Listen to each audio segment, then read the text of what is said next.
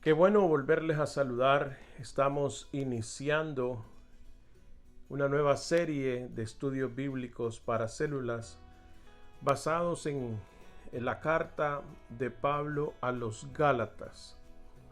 Y vamos entonces a ir a esta primera lección de una serie de 12, la lección número 1. ¿Está usted dejando la gracia? Esa es una pregunta interesante y nos asalta a conceptualizar algunos aspectos de los que estaremos hablando durante este tiempo. Dice, no hay mucha gente a la que le guste la confrontación. Pocas personas pasan los días buscando peleas. No obstante, el conflicto es un hecho inevitable de la vida. Describa sus sentimientos y su acostumbrado curso de acción cuando es obvio que tiene que decir verdades duras a un amigo, vecino o colega. Ciertamente, hermanos, que hay momentos donde uno debe de aclarar conceptos, donde uno debe de estar muy claro sobre los aspectos de la vida, principalmente si está yendo por un marco de referencia que debe de tener límites, debe de tener aspectos puntuales, y es que la vida no puede ser tan abierta ni tan cerrada. Sin embargo, sí debe de ser correctamente conceptualizada. Y en nuestro cristianismo, nuestro marco de referencia es la Biblia, y es a través de ella que entonces nosotros podemos encontrar una sana discusión acerca de los aspectos doctrinales de la fe. Así que, bienvenidos. ¿Está usted dejando la gracia? Es la pregunta que queda en el aire y que la vamos a desarrollar en este estudio bíblico para las células. Sean todos bienvenidos. Antes de ir al texto bíblico, permítame leer esta porción. Dice, tras haber predicado las buenas nuevas de la asombrosa gracia de Dios por toda Galacia, esta es una región que ahora corresponde en parte a Turquía moderna, el apóstol Pablo estaba muy preocupado por oír que algunos maestros religiosos influyentes en esa región estaban insistiendo que la salvación no era solamente por gracia. Él escribió algunas cartas para refutar la idea de que el favor de Dios se gana cumpliendo las leyes y las costumbres judías. Vamos entonces a leer Gálatas capítulo 1 versículos del 1 al 9. Dice Pablo, apóstol, estoy leyendo Nueva Versión Internacional. Dice Pablo, apóstol, no por investidura ni mediación humana, sino por Jesucristo y por Dios Padre, que lo levantó de entre los muertos, y todos los hermanos que están conmigo, a las iglesias de Galacia. Que Dios nuestro Padre y el Señor Jesucristo les concedan gracia y paz. Jesucristo dio su vida por nuestros pecados para rescatarnos de este mundo malvado, según la voluntad de nuestro Dios y Padre, a quien sea la gloria por los siglos de los siglos. Amén. Me asombra que tan pronto estén dejando ustedes a quien los llamó por la gracia de Cristo, para pasarse a otro evangelio. No es que haya otro evangelio, sino que ciertos individuos están sembrando confusión entre ustedes y quieren tergiversar el evangelio de Cristo. Pero aun si alguno de nosotros o un ángel del cielo les predicara un evangelio distinto del que les hemos predicado, que caiga bajo maldición. Como ya lo hemos dicho, ahora lo repito, si alguien les anda predicando un evangelio distinto del que recibieron, que caiga bajo maldición. Después de la lectura bíblica, vamos entonces a pasar a preguntarnos aspectos del contenido del texto bíblico y a reflexionar sobre eso. La primera pregunta dice: las primeras oraciones de la carta de Pablo a los Gálatas tienen una sensación abrupta y sombría. ¿Por qué? Bueno, me temo que Pablo vio la urgencia de entrar en el tema lo más pronto posible. Me sorprende, les dijo, que tan pronto habéis dejado el evangelio, que se estén yendo por otra ruta. Creo que lo hizo porque necesitaba llegar al punto importante del mensaje que quería transmitir a las iglesias en Galacia. Pablo empieza presentando sus credenciales, por así decirlo. ¿Por qué sentimos la necesidad de hacer esto y cuándo es este acto válido o inválido? Creo que se valida la presentación de Pablo desde el punto de vista que él está ratificando que Dios lo ha llamado, que él es servidor de Jesucristo, porque el contexto bajo el cual Pablo se convirtió era perseguidor del camino, de la iglesia, de los creyentes. Sin embargo, ahora afirma lo que él está haciendo en la iglesia, en la sociedad. Y es entonces que lo aclara, de tal manera que no es por presumir, sino más bien por anticipar o más bien reafirmar bajo las circunstancias que estas iglesias lo habían conocido desde su primer viaje misionero. Tal cual sigue siendo el mismo, ahora convertido al Señor, de tal manera que su mensaje no ha cambiado, su mensaje sigue siendo el Evangelio. Por lo tanto, él confirma o reafirma su función en la iglesia. ¿Cuándo podría ser inválida esta presentación? Cuando fuera pura presunción, cuando esto fuera nada más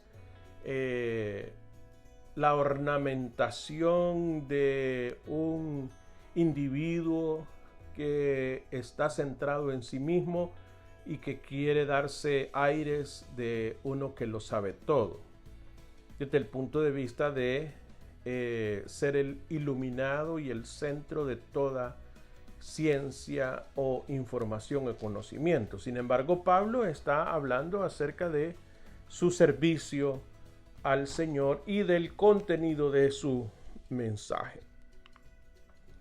¿Por qué el nuevo evangelio que están acogiendo los Gálatas no son buenas nuevas de acuerdo al versículo 7?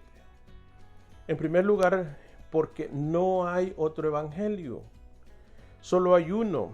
Y el que estaban escogiendo estaba pervertido. O sea, no estaba yendo bajo la pureza del mensaje correcto, sino que tenía añadiduras. Por lo tanto, Pablo aclara y dice, no hay otro evangelio. Y lo que ustedes están retomando más bien es algo adulterado. Las palabras anatema en el versículo 8 y en el versículo 9 significan condenado eternamente. ¿Qué sugiere esto en cuanto a hacer ajustes al evangelio o alterar el mensaje de Cristo?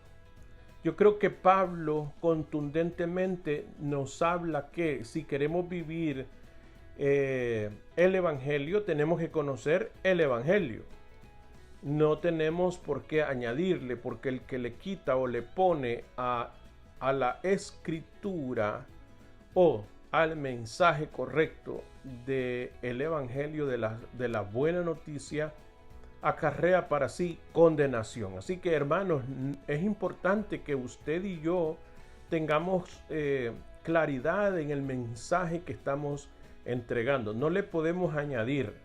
Recuerdo desde que era joven al predicador decir: la gracia de Dios, el evangelio es Cristo, más nada menos nada, es solamente Jesús. ¿Cuál es el evangelio sencillo? Y nos da como referencia que leamos 1 Corintios capítulo 15, versículo 14.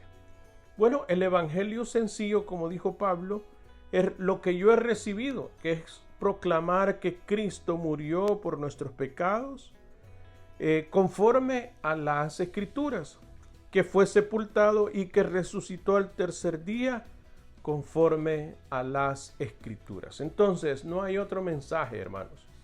Cuando hay alguien que anda buscando sensacionalismo, cuando anda buscando que vengan psicología aplicada o diferentes cosas al evangelio, corre riesgo de perder el mensaje medular de el Cristo que vino a salvar a los pecadores, que murió y resucitó al tercer día, conforme a las Escrituras, conforme a lo que la ley y los profetas nos habían anticipado.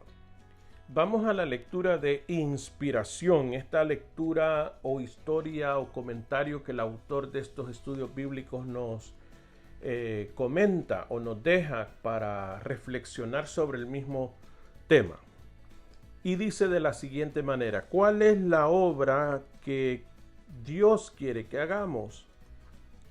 Orar más, dar más, estudiar, viajar, memorizar el Torá. ¿Cuál es la obra que quiere? El plan de Satanás es astuto. En vez de alejarnos de la gracia, él hace que la cuestionemos o nos la ganemos. Y al final ni siquiera lo sabemos. ¿Qué es entonces lo que Dios quiere que hagamos?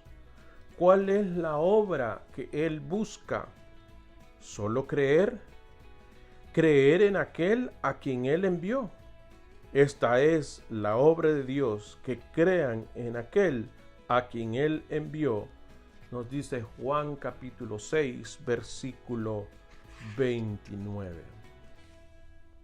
Alguien está leyendo esto y meneando su cabeza, pregunta: ¿está usted diciendo que es posible ir al cielo sin obras buenas? La respuesta es no.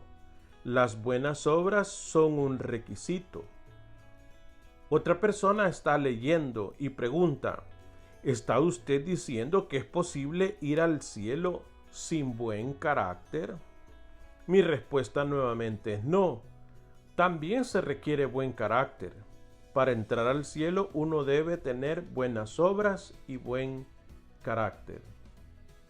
Pero allí está el problema. Usted no tiene ninguna de las dos cosas. Usted ha hecho cosas lindas en su vida, pero no tiene suficientes obras buenas para ir al cielo a pesar de su sacrificio. No importa lo noble que sean sus dones, no son suficientes para que pueda entrar al cielo. Tampoco tiene suficiente carácter para ir al cielo. Por favor, no se ofenda. Pensándolo bien, oféndase si es necesario.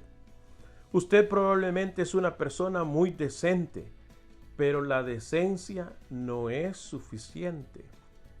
Los que verán a Dios no son los decentes, son los santos. Hebreos 12:14 dice: busquen la paz con todos y la santidad, sin la cual nadie verá al Señor.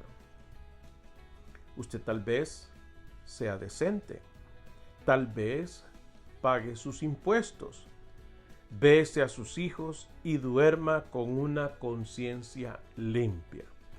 Pero separado de Cristo, usted no es santo.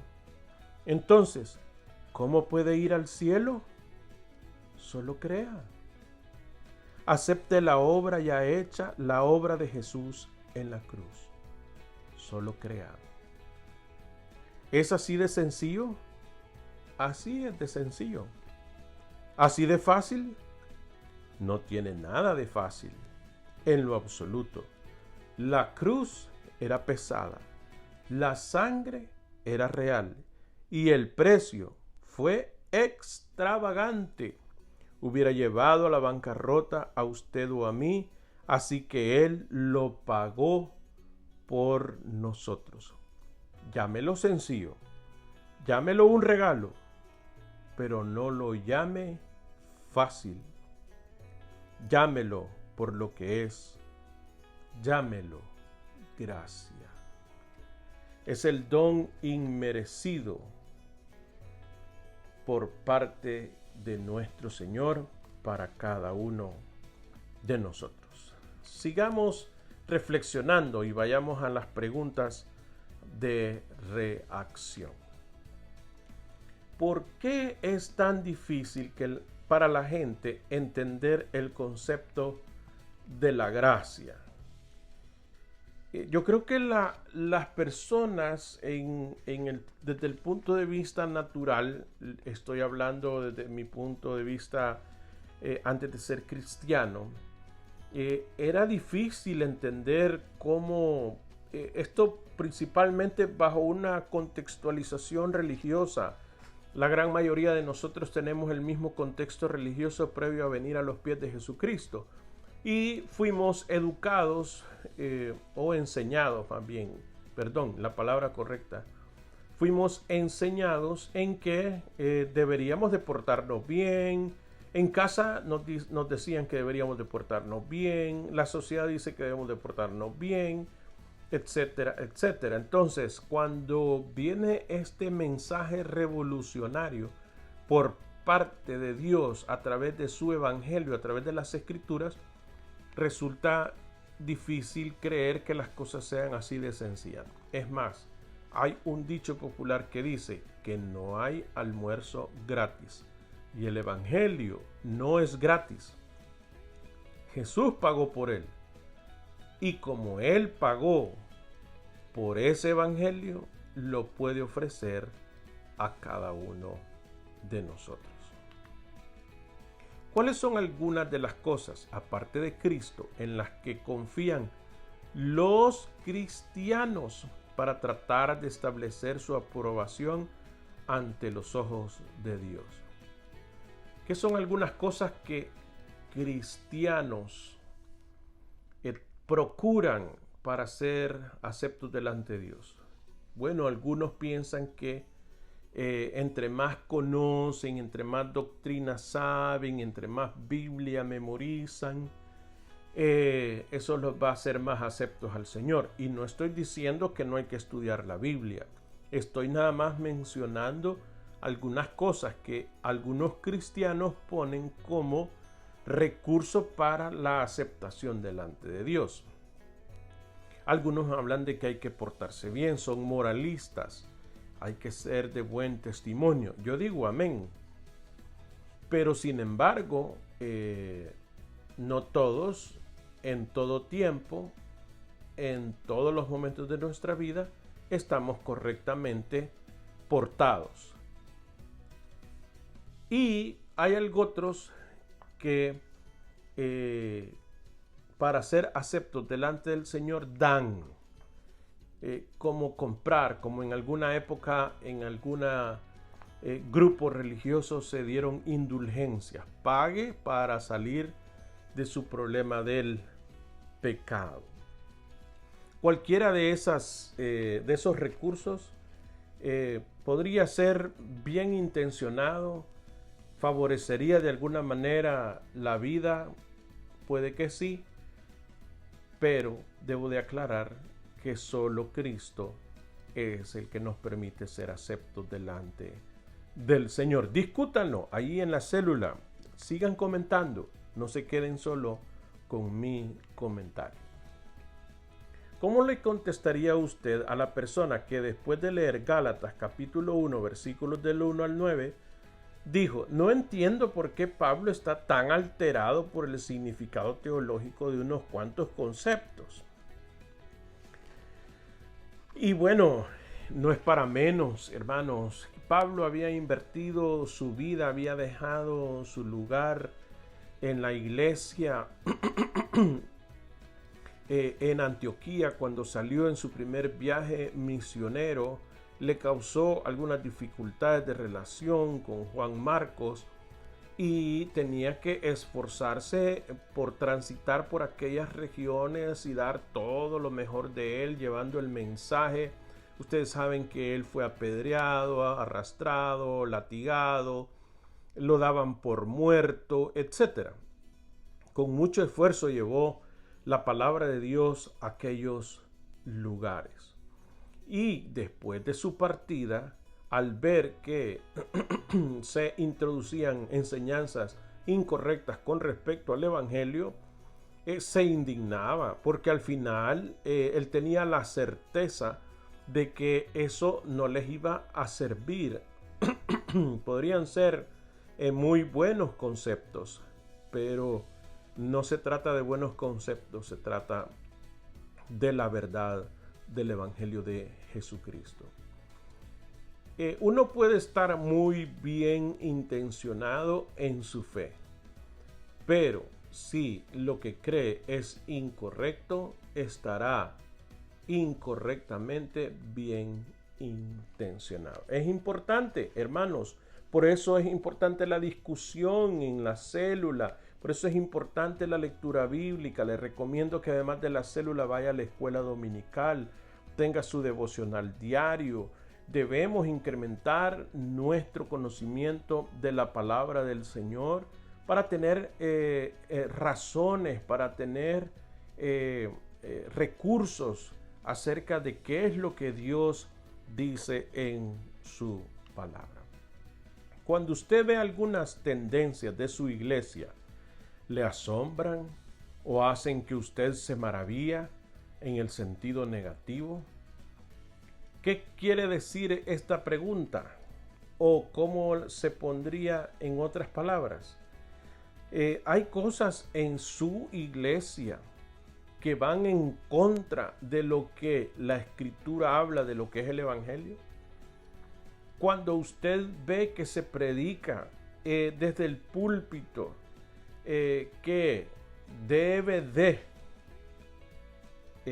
tener buenas obras como un recurso para salvarse, ¿usted toma asombro o simplemente lo acepta?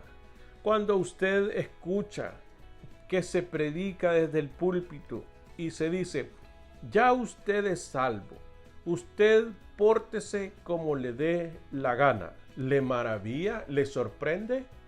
¿Entendemos realmente qué es la gracia? Discútanlo y digan como una crítica sana: ¿qué hay en nuestra iglesia? ¿Qué tipo de mensaje hay en nuestra congregación? ¿Favorece o no favorece lo que las Escrituras nos hablan? ¿Está marcado el mensaje evangelístico que usted comparte con otros por una gracia radical y que suena arriesgada? Hermanos, no tengo mucha claridad con respecto a la redacción de esta pregunta. La pongo tal cual aparece en este libro base que tenemos. Lo que sí puedo decirles es que nuestro mensaje evangelístico debe de llevar o debe de contener implícitamente la gracia de Dios. Es por Jesucristo nada más. La salvación es por Jesucristo, por creer en Jesús. De ahí en adelante nosotros aprendemos una sana convivencia entre otros creyentes, de la manera cómo vivir para agradar a Dios, dando testimonio de que Cristo vive en nosotros. Pero de ahí en adelante, hermanos, lo único que nos va a salvar es la fe en Jesucristo. Y cuando compartimos a otros el mensaje del Evangelio, debemos de hacer énfasis acerca de la participación de la fe en Jesucristo solamente. Solo Cristo salva. Solo la gracia nos salva. Solo la gracia de Dios nos salva. El regalo inmerecido de la vida eterna. ¿Cómo responderá usted la próxima vez que escucha a alguien compartir una versión distorsionada del Evangelio? ¿Cómo cree usted que deberíamos de reaccionar con alguien que está guiando a otros por un camino que el destino no es el correcto? ¿Qué haría usted por sus familiares? Si usted ve que hay alguien que les está guiando por una ruta en el bosque que no van a llegar al llano, no van a llegar a la casa club de ese parque, sino que los está llevando hacia otro lugar que no es seguro. ¿Haría usted algún esfuerzo por convencer a sus familiares, amigos o queridos por hacerles ver que ese no es el camino correcto? Ciertamente, hermanos, que algo debemos de hacer. No podemos hacernos de los desentendidos, de la vista gorda y decir, bueno, cada quien dará cuentas de su resultado, porque al final perderse en un bosque no es que no sea algo de preocuparse, pero hay maneras de cómo regresar en un viaje turístico, pero este no es un viaje turístico. El alma de las personas estará en condenación eterna o estaremos en salvación eterna. Por lo tanto, hermanos, no podemos, como podría haber reaccionado aquella persona después de haber leído Gálatas capítulo 1, versículo 1 al 9, diciendo, pero ¿por qué son tan exagerados? ¿Por qué insisten en mantener un mensaje? Los cristianos a veces son raros, radicales, fundamentalistas. Perdón, creen que son los dueños de la verdad. Hermanos, lo que nosotros consideramos a través de las Escrituras, a través de haber encontrado el camino, porque Jesús dijo, yo soy el camino, la verdad y la vida, es el amor que Él mostró para nosotros y el amor que debemos de mostrar para los demás. Ciertamente Él nos llamó a ser testigos, no a obligar a nadie, pero si somos testigos, hagámoslo de manera convincente. Vamos en la ruta descendente como en un vuelo aéreo y debemos de ir aterrizando. Dice esta parte de lecciones de la vida. La gracia es lo que separa al cristianismo de todas las religiones del mundo. La salvación, el perdón y la vida eterna que Dios ofrece y que no se puede ganar, no como recompensa, sino como regalos. No se requiere nada, absolutamente nada de nosotros, excepto creer. Sin condiciones y sin compromisos. Cuando confiamos en lo que Cristo ha hecho, cuando confiamos solamente en sus promesas, todos los tesoros del cielo son nuestros. No importa cuán miserablemente usted haya fallado en el pasado. No viene al caso lo arruinada que esté su vida en este momento. La gracia es verdadera y segura. No importa lo que pudiera hacer o dejar de hacer en el futuro. Suena demasiado bueno para ser cierto, ¿no es verdad? En resumidas cuentas, esto es el Evangelio sencillo. La única pregunta es esta. ¿Ha recibido usted el extraordinario regalo de Dios? Y al final, esta parte de devoción como recomendación para el tiempo de oración. Padre, gracias por el Evangelio. Jamás podría ganarme tu favor, pero puedo ser un receptor de la gracia. Puedo disfrutar todas tus bendiciones simplemente confiando en Cristo como mi único y suficiente Salvador. Ayúdame a vivir este mensaje. Ayúdame a mostrarlo mediante mi vida y a compartirlo con mis labios. Qué bendición, hermanos, es poder reflexionar sobre nuestra vida. Qué bendición es poder tener la Escritura y tener estos conceptos claros acerca de la gracia de Dios. Yo quiero agradecerle por mantenerse siempre atento para la reflexión de la palabra del Señor. Hoy iniciamos esta serie de 12 lecciones sobre la carta de Pablo a los Gálatas y me gustaría poder volver a servirle en una próxima oportunidad, en una próxima reunión de su célula con sus hermanos a los cuales usted ama tanto.